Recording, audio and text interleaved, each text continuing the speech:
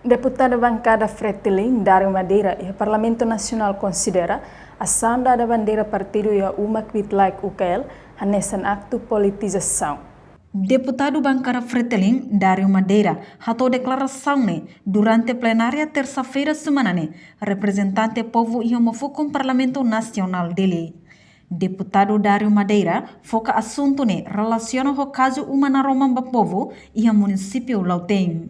Nia dehan realidade e a terreno haturo comunidade sira halo politização ba equipa PNDS. Tambah mais que uma UKL foi então kuda-kuda comunidade sira dadaqueras bandeira partido união e haleteng. Humana romamba povo tempo anu politiko na italai ke politiza sasama todo. Musik equipa sira halo ser serviço ba. Caso ida aconteça nessa em Lauteng e Los Palos, na exceção como é hatole PDAZ, musik PDAZ a investigação. Ita ia kita lá acompanha essa sandia, kita halo lamenta saide. Tambah saja umana roma ba povo ida halo ia Lauteng ne bale provoca equipa PNDS dulu. Politiza, comunidade não politiza vale equipa PNDS, nem serviço.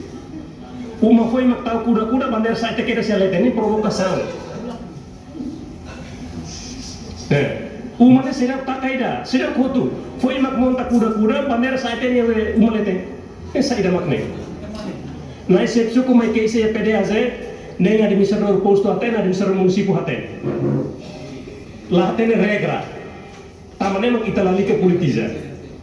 Exceção com liderança PDAZ, maioria na PDAZ, musik PDAZ halo investigação.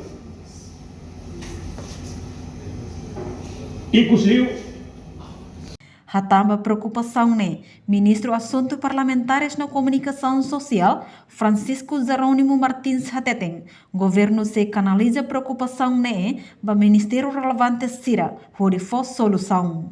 Equipa pendente o ministro o vice-ministro cari que sira essa discussão com a lei eleitoral, cari que acordar para consultar diretamente se não vai explicação com o problema também será mal acontece.